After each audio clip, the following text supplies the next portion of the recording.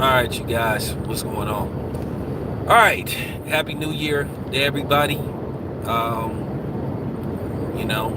I'm thankful I made it to see another year. Thankful for the subs. Appreciate all the love that I didn't got. Appreciate the support for the channel. Real talk. All I can say for 2020, just expect the unexpected from me. So don't tell it what I'm gonna do. Don't tell it what I'm gonna say. At the end of the day, I just can't, compromise myself. So at the end of the day, I'm gonna be me. So once again, I appreciate all the people that's been supporting me, on my channel. So you're gonna get that real spiel always. So appreciate the love and support. All right. So I'm gonna do something different today. I'm gonna talk about one subject and then I'm gonna carry on to the next. Hey, what's up? So, don't throw too many things at me at once. So we gonna stick to one subject at a time for right now. All right. First of all, let's talk about. I want to talk about this little Twitter war or social media war between Tank and Bud Crawford. At the end of the day, I know people been highly publicizing that, but to me, I'm just gonna keep it honest with y'all. I ain't really impressed with all that Twitter war shit, because at the end of the day, it's about that action. In the words of Marshawn Lynch, it's about that action, boss. It's just time to get people in the ring. Now, Tank and Bud, they can't ever fight. Bud is way too big for Tank. Too many weight classes for Tank to go up to and try to fight Bud. So that fight will never happen. And I know they comparing fights with Gamboa. At the end of the day, Bud took Gamboa out, I think, in 8 or 9 rounds. Tank took 12 rounds to get Gamboa out of there, but he got the stoppage. I wish Bud would be more vocal with the media the same way he get vocal on his social media accounts. It's just amazing and amusing that he won't say this with us, because this is what we want out of him, to be more vocal, so we can basically highlight this kind of stuff and try to get the big fights. Now, what to expect out of Bud in 2020, I have no idea. Will we continue to have the boxing tug of war, basically the other side of the street, the Crippin' Blood, Serrano, Vice Lord discipleship with boxing, or will we try to get some fights, man?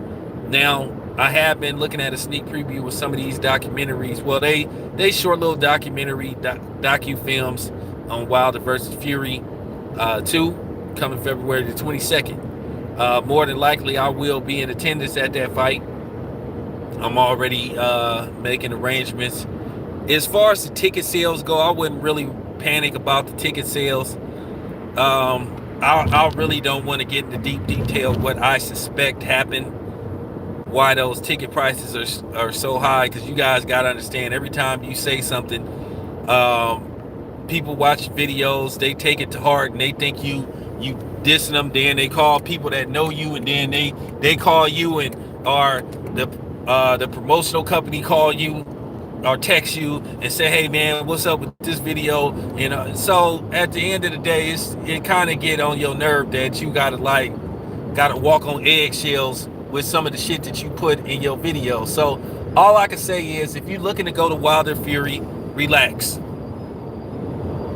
It'll happen. The ticket prices will go down. Don't even worry about those tickets. Wait till about maybe a week before the fight and buy tickets. There'll be tickets left. So I'm just keeping it 100. There'll be tickets. You'll be able to get tickets. Now, one of the things that I am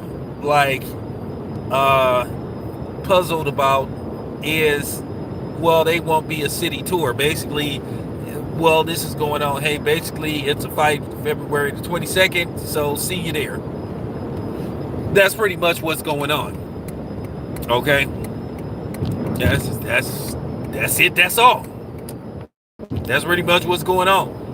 And Bob Arum has projected this fight is going to do 2 million pay-per-views. Okay, based off what?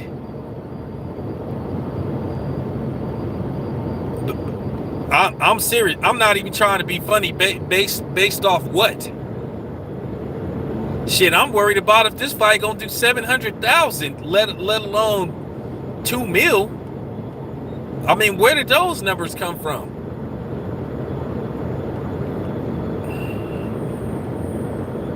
Hey, appreciate that.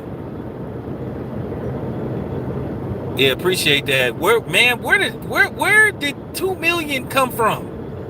Where are those numbers coming from?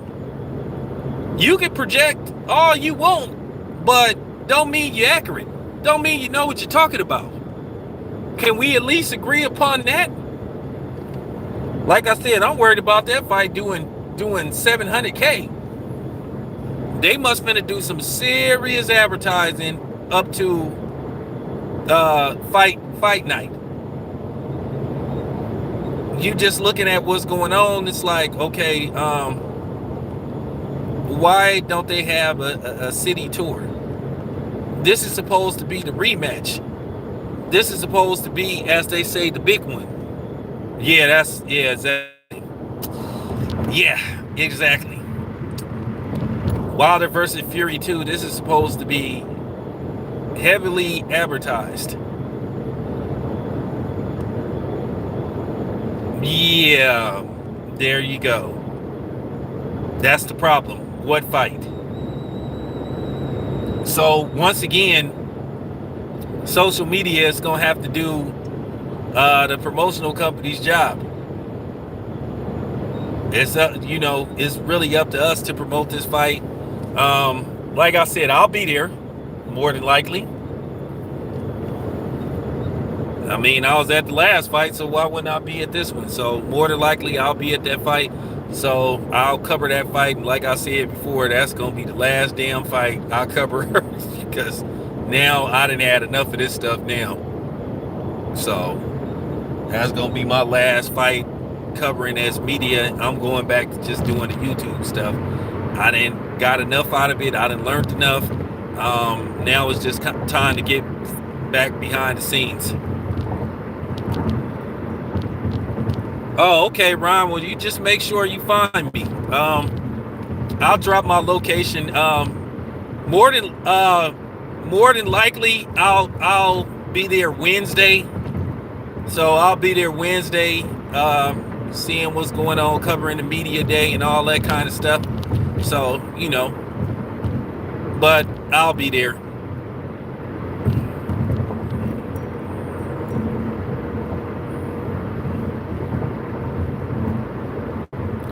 I was hoping they put Artur Beterbiev on the card, but Artur Beterbiev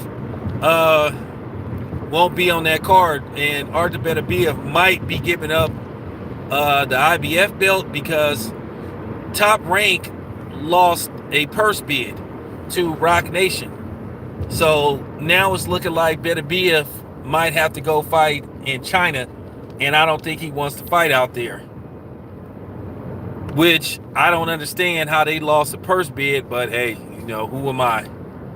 But they lost a purse bid, so now Beterbiev is thinking about giving up the IBF belt and keeping the WBC belt. Now, should that happen, then you probably get Bibble.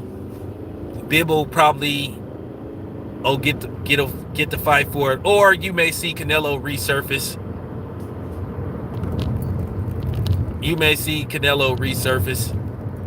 But here's the thing: what you could have, like I said, Bibble got, I think, the WBA.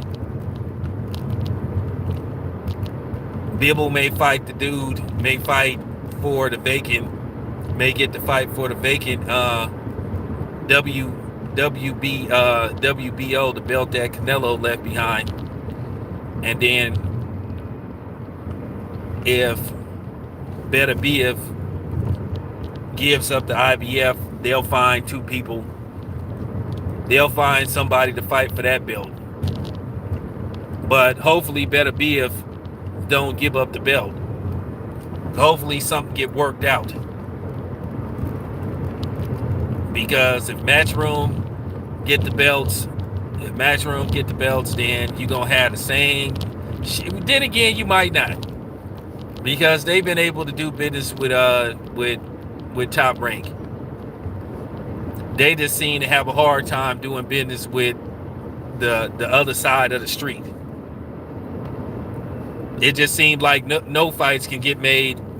It seemed like everybody else can get fights made, but the other side of the street only want to make fights with their fighters.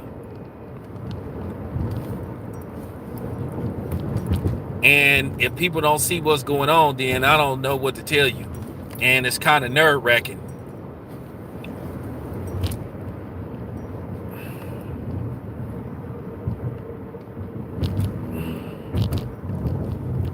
I'm gonna call Bill Haney like maybe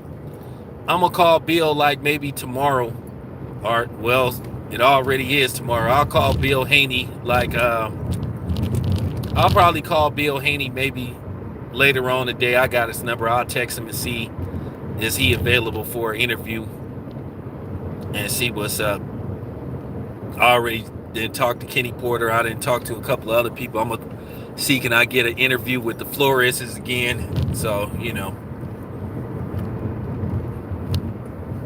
But yeah, that's been the latest word with Beterbiev. But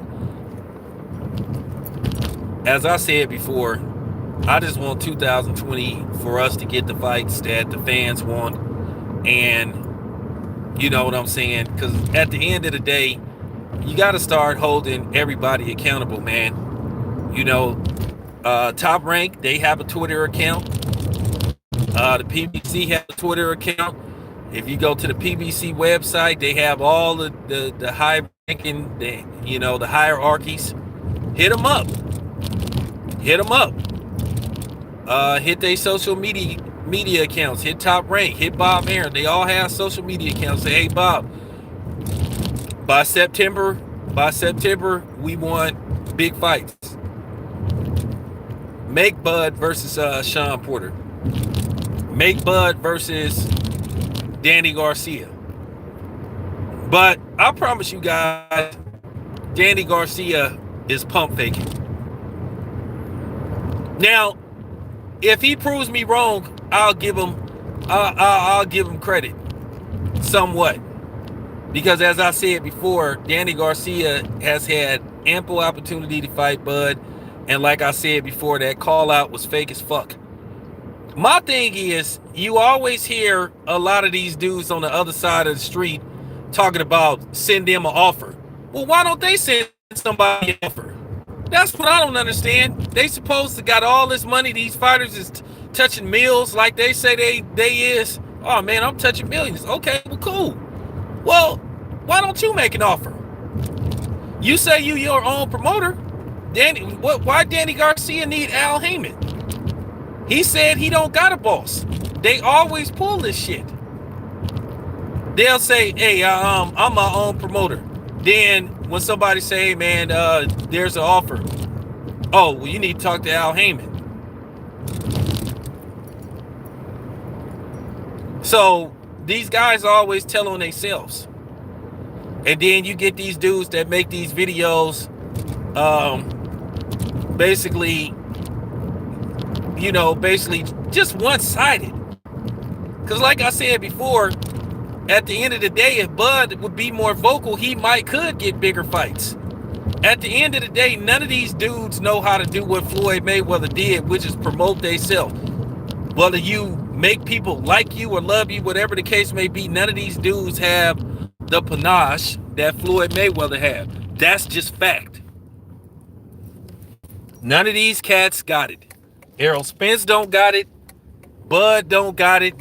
Danny Garcia don't got it. And they don't have it. We didn't told Bud to be more vocal. But Bud does his usual. He gets mad at the media. He gets mad at the media. He doesn't want to talk to us.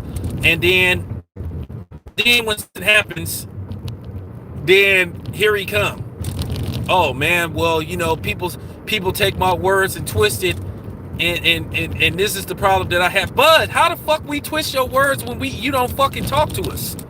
I'm waiting for somebody to tell me how the fuck can you twist somebody's words when they don't fucking talk. Oh, shout out to Sack, man. Shout out to Sack, man. That's what I'm saying. How the fuck we twist your words when you won't even talk to us?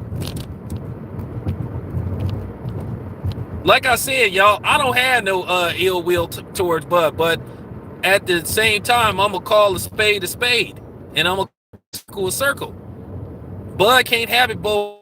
He can't sit up there and say the media twist his words, but then he won't talk to us because that makes you a liar. And it is what it is. People have contacted Bud behind the scenes. I done had several people contact Bud. I done sent his people videos. And, I done sent his people videos saying, hey, man, because he say everybody in the LDBC is against him. And that's not true neither. So, like I said before, you can't have it both ways. You can't sit up there and say that people twist your words, but then you won't talk to them, but you won't give them a chance. And then you sit up there and say, hey, man, you guys are against me, and all you do from the other, and that's not true. Well, here's the thing. You know why the dude from the other side of the street get more love than you? Because he talked to us. He talked to us. So what do you think gonna happen? When you got a dude, that's just how the game works. When you got a dude that talk to the media and he give interviews, well, guess whose side most people gonna be on? They gonna ride with the dude that's giving the interviews. Hey, what's up, bro? This is just fact. They're gonna ride with the dude that give them the interviews. But then you gonna have certain dudes that's gonna like try to play a game and try to play games and try to manipulate people, try to manipulate the fans. But then the funny part about it is the shit fucking backfire on them. Cause you gotta watch out for those dudes too. But Bud is right to a certain degree. People take his words and twist it around, or they do have an agenda. But everybody don't have an agenda. I've never had an agenda. Y'all know me.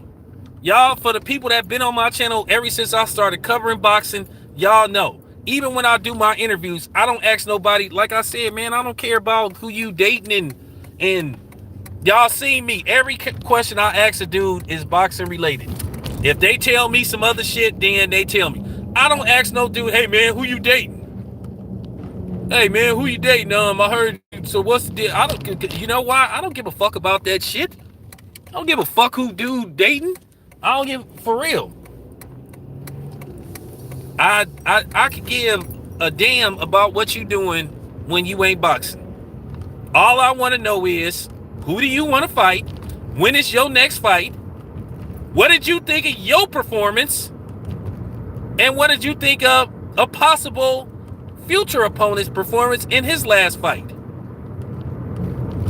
Now, if I have some time, I may ask an off-color question, but I ain't go, you know what I'm saying? It all depends on the vibe I get from the boxer. If he one of them dudes you can joke around with, y'all done see my interviews. And y'all already know, with me, I do rapid fire interviews, man. I ain't sitting up there trying to talk to no dude for like 10, 15 minutes. It's very rare that I do that. The only time I do that if I have like an interview set up. Then you'll get a 15, 20, minute video. But me, I'll try to get them dudes out of there. I try to, shit. The longest I try to talk to a dude is like, I try to shoot for like the longest I want to do an interview is like 4 minutes.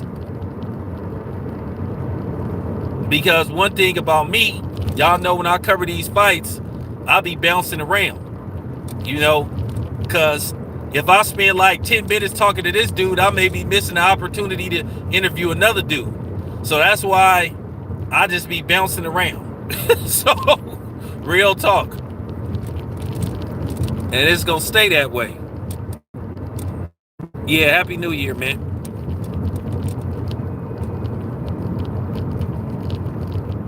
Wait, say that again.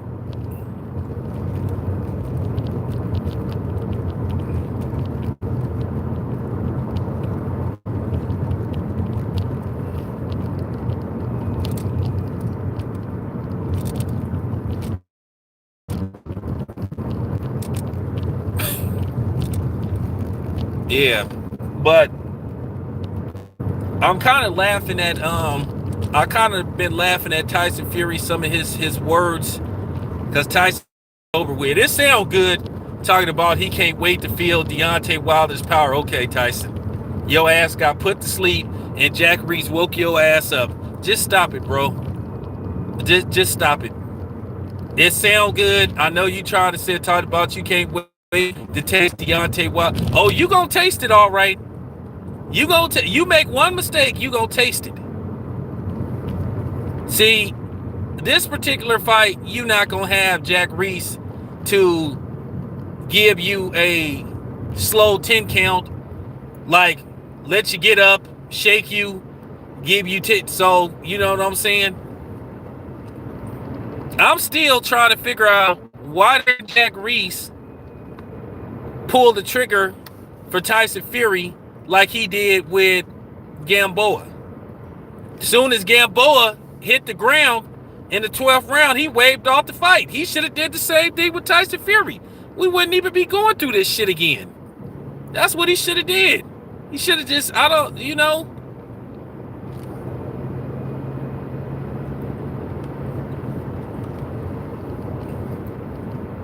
But for some reason, people like Jack Reese, they brought him away to Atlanta to do the tank fight.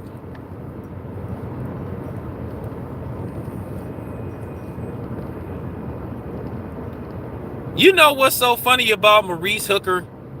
Maurice Hooker fight at like Maurice Hooker fight like at 140. Maurice Hooker is the same height as me. Maurice Hooker is like almost 6 feet tall. Maurice Hooker is like the same height as me, like 5'10", 5'11". And I find that crazy that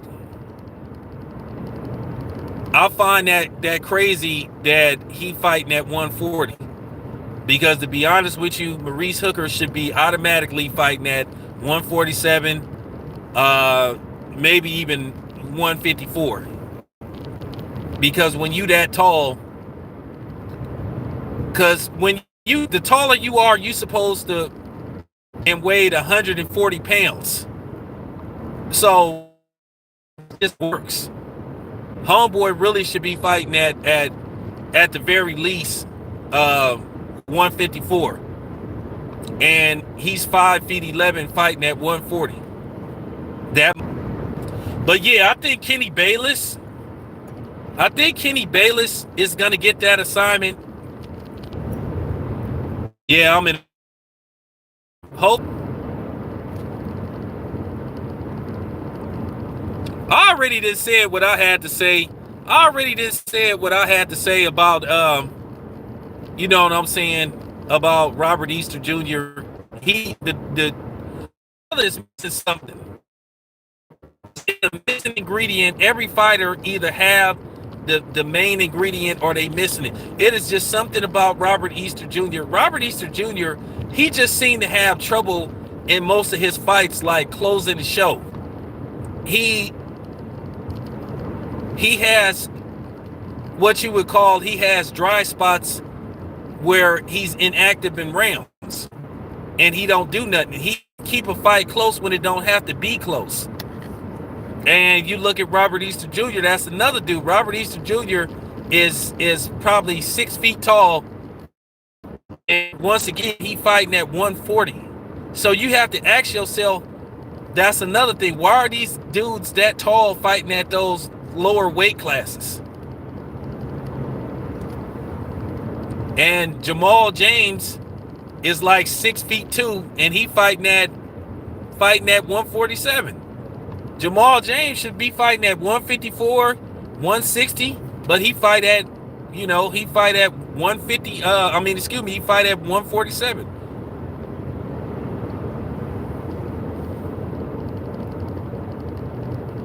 I just don't understand that.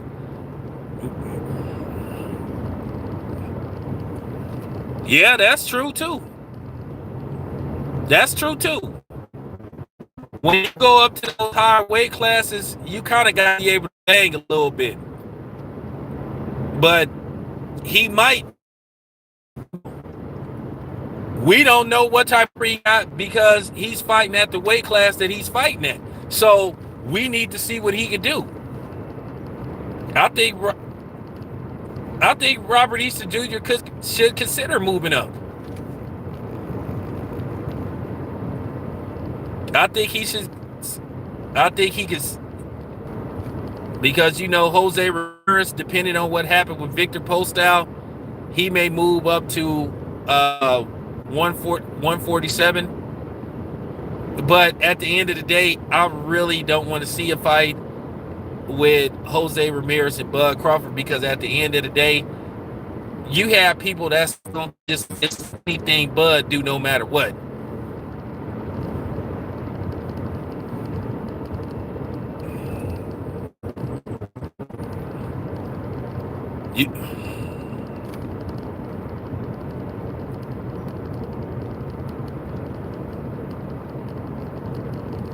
You think Postol is gonna beat? You think Postol gonna beat Ramirez? That's very interesting. Jose Ramirez, he a good fighter. He's a good fighter. Now the question is, can he beat certain fighters? That is.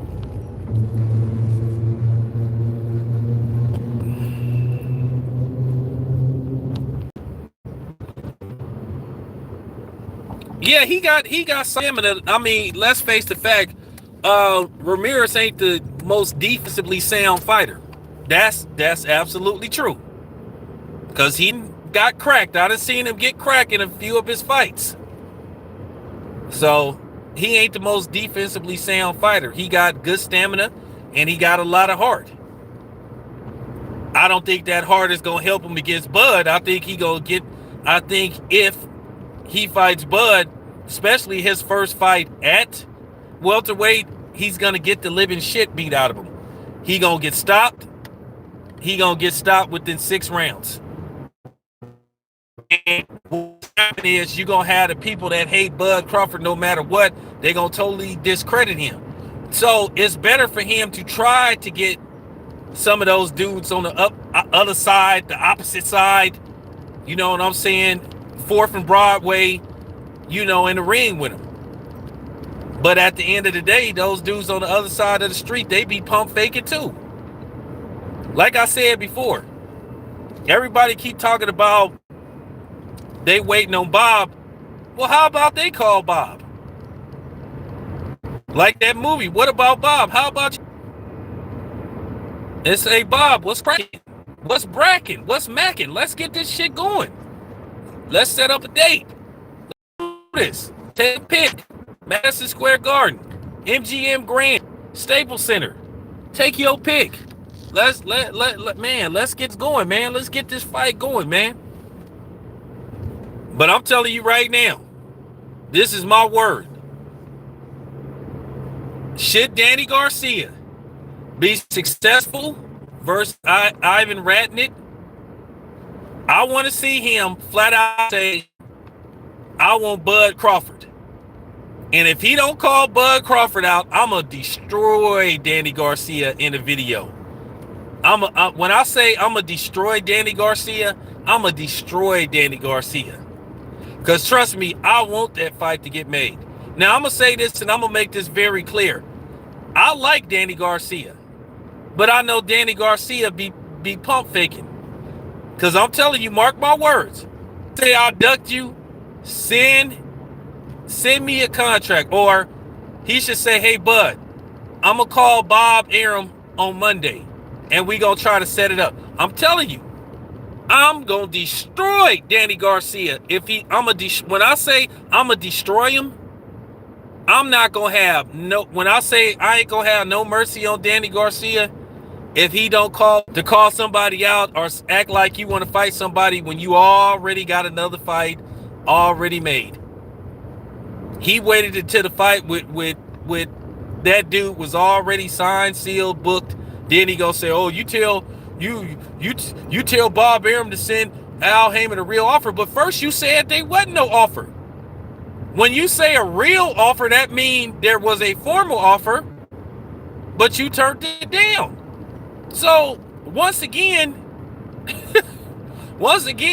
he done got caught in a lie.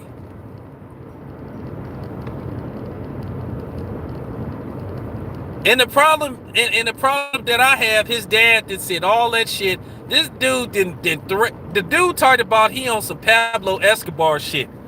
Called him a nappy head nigga and all that type of shit. I'm like, man,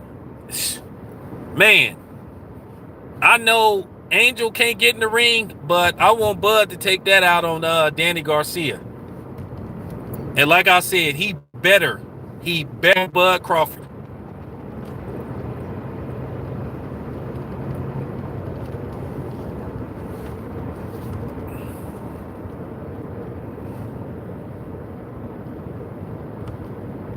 Yeah, if he not, man, I'm telling you, bro.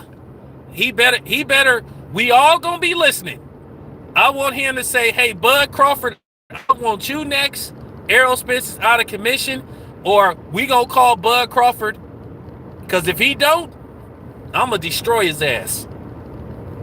When I say I'm gonna destroy his ass, I'm gonna destroy Danny Garcia.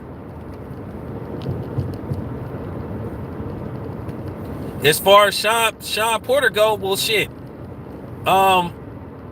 Trying to get Sean Porter to call somebody out, you got a better, man, for real, you got a better chance of getting hit by a car in New York traffic in the afternoon, which actually that can happen because I almost got ran over in New York a few times. Hey, bro, you got to keep those sentences short because, like, I'm driving on one of these curvy roads, so I can't like read the whole thing. I don't want to be in the water and shit. So but yeah, just keep your sentences short until I get to the house.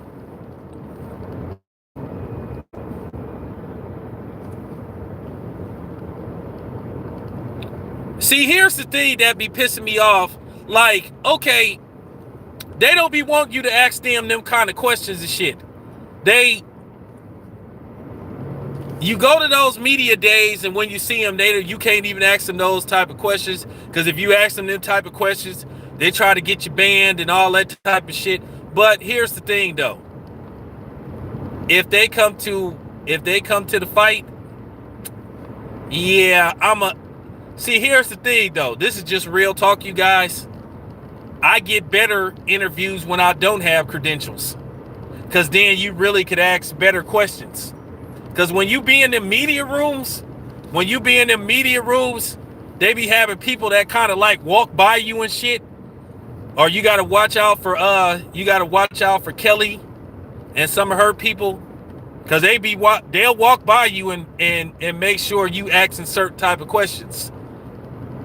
They don't want you to ask no tough questions.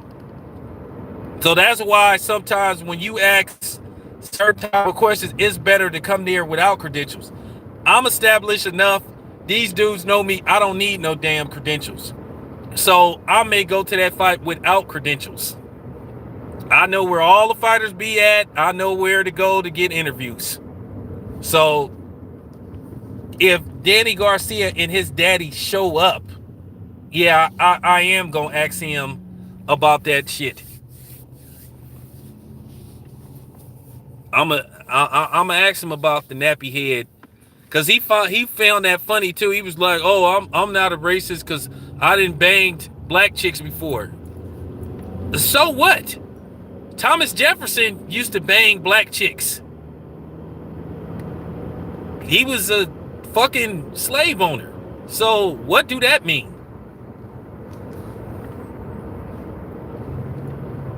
Man, that dude said he used to sell coke and all that type. Man, that dude, Angel Garcia, he didn't call Bud a nigga. You seen what he did with Keith Thurman when he was calling Keith Thurman a bitch ass nigga. Then when certain people called him out, well, I was one of the people that called him out about that shit. I was one of the people that called him out, but you know, you had certain people that did call him out, but they quick to talk shit to Andre Ward and other people. So, you know, because like I said, motherfuckers pick and choose who they try to talk shit to. But people wasn't, you know, everybody was talking shit about Eddie Hearn's daddy, what he said, but then a lot of people gave Angel Garcia a pass. Oh, well, you know, they grew up in Philly, so, you know, they grew up around, you know, black people, so man, so fucking what? That man said, I am not black. He said that I am Hispanic, Eastern European. Do I need to find the tape where he said that shit? Excuse me. Do I need to find the video? I love saying tape. Do I need to find the footage of him saying that? But you had a lot of these so-called media dudes that really gave him a pass about that. But then they always got something to say about Bud, though. But then you had this motherfucker, you had this biscuit nose motherfucker called Bud Crawford a nappy head nigga, and you know, saying, you know, talk like, yeah, I'm with that Pablo or shit. You got niggas attacking Bud as a kid, as a person, but then they hollering that black shit, and it's quite a few of them that do that shit. So I'm just saying, niggas need to be, no, for real, Ryan, niggas need to be consistent. You know I'm consistent with that shit. I don't play that. You know how I feel about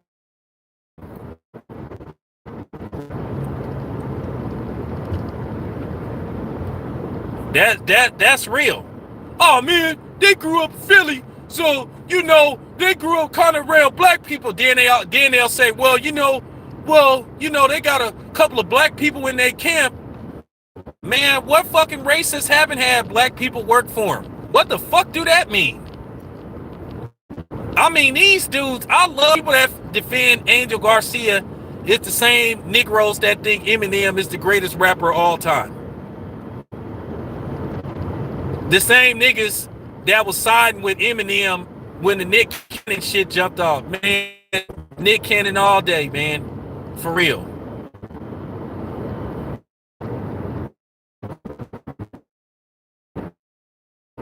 Alright, man. Yeah, man, I'm just keeping it 100. Motherfuckers need to be consistent. Like I said, man, you want to play that, you want to beat Malcolm X, you full circle. Don't fuck with the niggas. Don't fuck with the niggas that's just working for top rank. Make sure you call out everybody. That's all I'm saying.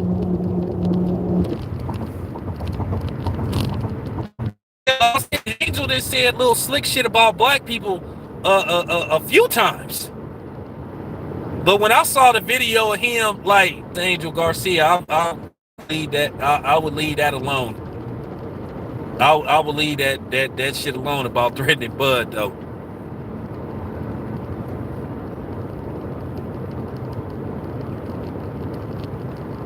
Yeah, Angel Garcia then did talked about black people a few times and shit. And like I said, man, he should have got checked. But that's the thing. Why didn't the so-called opposite side of the street check him about that shit? Why didn't they make him apologize to Bud? Cause like I say, I love exposing these niggas when they come talking that shit. Why didn't they make him apologize to Bud though? But then they hollering about Eddie Hearn should apologize for the slavery. Buffering again. Let me show you how inconsistent some of these niggas is.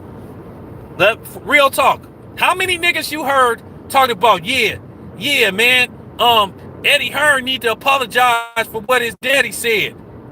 But then these PBC nut huggers, they'll be like, well, Danny Garcia, he ain't responsible for what his father say. Oh, really? Oh, really? But Eddie Hearn is. See how these dudes don't be making no sense? Y'all know I called Eddie Hearn's daddy out. I called but like I said, the PBC didn't make him issue an apology to Keith Thurman or fucking Bud Crawford. But keep in mind, the dude that run PBC, according to some of these niggas on here, is supposed to be so militant pro-black, and he not. And I done proved on several occasions that the dude is not for black people. Him and Floyd Mayweather get along, cause see, this is what niggas ain't gonna tell you. These dudes that make these videos talking all that black shit. Like I keep telling you, Floyd and Al Heyman are one. They both think alike. Like I said, love Floyd as a fighter, but as far as a person goes, nah, I'm good.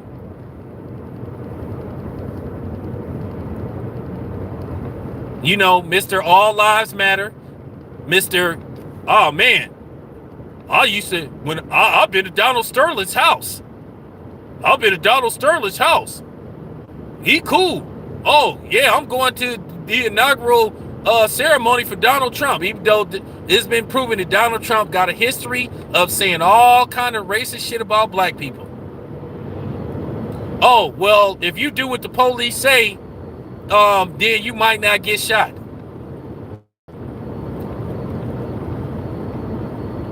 That's why Floyd and Al Heyman is so close, because they think alike. But you got a lot of these dudes on here making you believe that one dude is for black people and he not.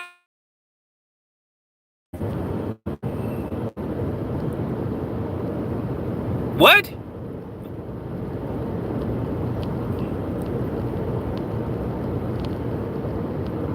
Look, Phantom, I don't give a fuck about nobody making no video about me. My thing is, when you see me in person, handle your fucking business. I don't got time. I don't respond to people that make, man, who haven't made a fucking video about me. I've been mentioned in several people's videos. They ain't gonna do shit when they see me in person, so I'm not worried about that. I can give two fucks about that. If it's that serious, when you see me at a fight, say something, and we'll take it from there. That's so. I'm not even finna be bothered with that. I don't give a fuck what somebody say about me in the video. So, next subject, or should I say, getting back to the other subject, I'm just telling motherfuckers the truth, man. Like I said, y'all gonna get the truth out of me. Because like I said, I didn't cover fights for the PBC. I didn't cover fights for Top Rank. Like I said, I know what go on. I mean, I didn't went to fucking like 14 fights.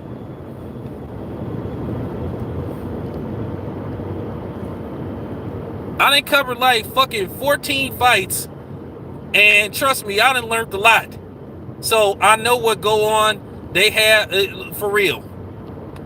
Back in the day, this is the honest to God truth. Back in the Don King, the early Bob Arum days, the Sugar Ray Leonard days, the Larry Holmes days, most of these fighters would know at least who they next two opponents would more than likely be. They would start pre-negotiations like right after the next fight. So basically these dudes would know, okay, their promoter would come in and be like, okay, well, you need to beat this dude, and if you beat that dude, then you gonna fight so-and-so, and then after that, we gonna get you a fight with so-and-so. I already talked to this promoter, I already talked to so-and-so, so it's in the works. But now, these dudes don't know who the fuck they finna fight. They don't know who they finna fight. Especially those dudes on the other side of the street. Jared Hurd was serious when he said, well, I'll be back probably in January, but I don't know who I'm fighting.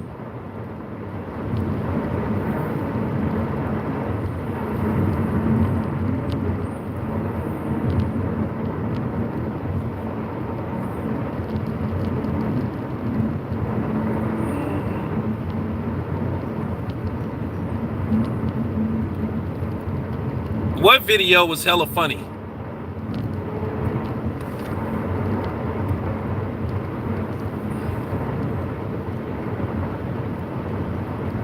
But yeah, like I said, man, but that's what they used to do. These fighters, back in, they already knew who they was fighting. These motherfuckers now don't be knowing who. Like, I'm telling you, those dudes on the other side of the street, they really don't be knowing who they go fight next. Especially what you would call the lower tier fighters. Oh, yeah, well, I was just trying to make a point. Because it's easy to, all you got to do if you want to get to the other side of the street, if you at a stoplight, you just push the green button, wait for it to stay walking, then you walk your ass across the street. I was just proving a point. But, that's utter bullshit. Look, at the end of the day, I know what's going on. At the end of the day, I know what's going on. And like I said before, what I'm saying is,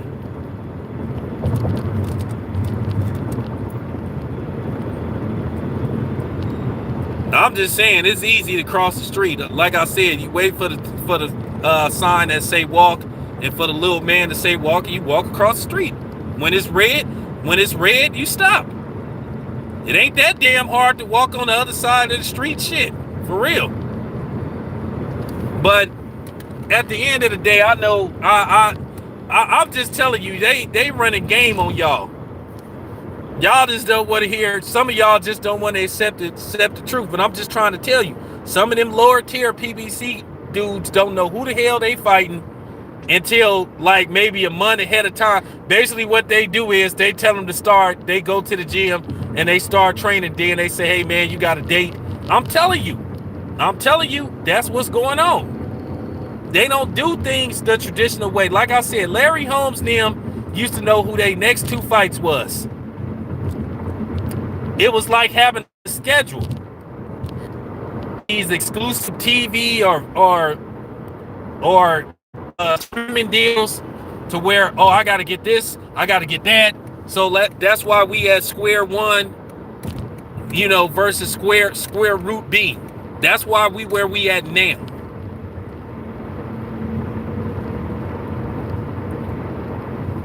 And then based off what AJ saying, he's showing me that he's finna find another way to try to weasel out of fight. Like I said, man, it sound good. It sound good as fuck. Yeah, all that. Yeah, man. I don't see Deontay Wilder lasting 6 rounds with me and all. Look, like I said, bro, it sound real good. It sound real good, AJ. But then you turn around and say, oh, well, Wilder got to come to the UK and fight me. First, he said he was gonna try to get him to come to Saudi Arabia. Then he said, "Oh well, I want to go back to the States. I want to fight New York again." AJ finna find a way to weasel out of that fight again. He ain't gonna fight him. He gonna find another way. Yeah, Phantom Dillian White gotta go. He got to go.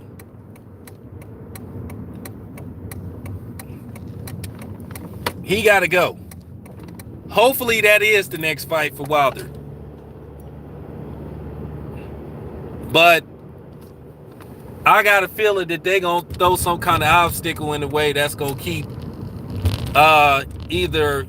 Look, I just don't think AJ and Wilder going to happen this year. I know something is finna happen.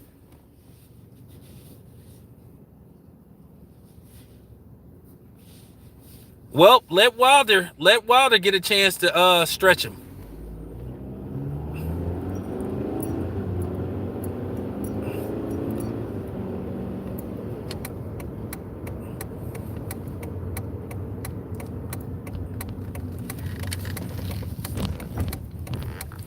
me myself,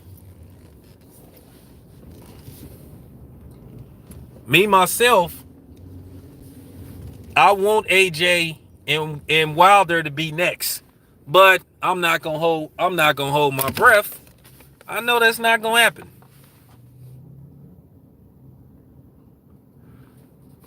I don't think. Look, I ain't paying attention to none of that shit that Tyson Fury saying, because if Tyson Fury, like, because Tyson Fury talk like he gonna try to go toe to toe with Wilder. Yeah, I'll believe it when I see it. I'll believe it, Phantom, when I see it. And I think Wilder gonna find a way to neutralize. He gonna neutralize the fainting. He gonna neutralize it. But I do think Wilder is gonna really, for the first few rounds, he really is gonna have to rely on his jab, and he needs to attack Tyson Fury's body. It's okay. He bob and weave pretty good.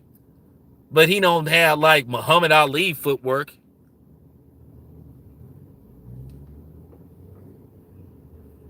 Oh, I'm gonna be you know I'm gonna be there. The press conference is gonna be very interesting.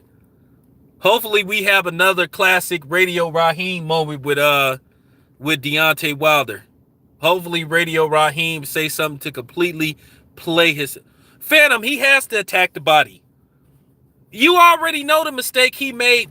Look, let's just cut the shit. Yes, Wilder, I know you listen to my videos, and I'm gonna keep it 100.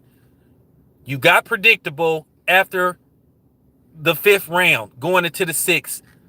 Tyson Fury knew what you were doing, and he took away your right hand all the way to the 12th round because you were clearly swinging for the fences.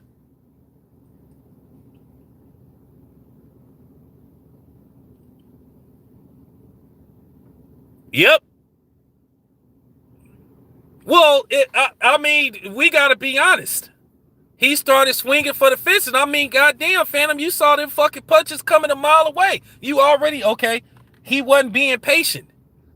If he had been attacking Tyson Fury's body, he probably would have, he would have broke Tyson Fury down, and he probably would have knocked him out in 6 rounds. But he started swinging wildly. He was lunging. And that's why he ended up like losing some of those later rounds in the second half of the fight. But at the end of the day, he still dropped Tyson Fury 2 times. He actually dropped him 3. But I think Wilder has learned from his mistakes. With Ortiz, he knew that he could catch Ortiz. He knew he could catch him. He knew all he needed was one punch. Nah, it was one that looked like it was a knockdown, but they didn't count it. Just like Bud got knocked down I admitted that Bud got knocked down by the Mean Machine. In most cases, that would have been a knockdown, but they didn't call it. It is what it is. Sometimes you fight down to your competition, or like I said, I think the Mean Machine was a little bit better than what we thought he was. And I know he had a fight with another dude. At the end of the day, some fights you get up for, some fights you don't. It happens. Happens to the best of us. All right, you guys. I'll be back later on.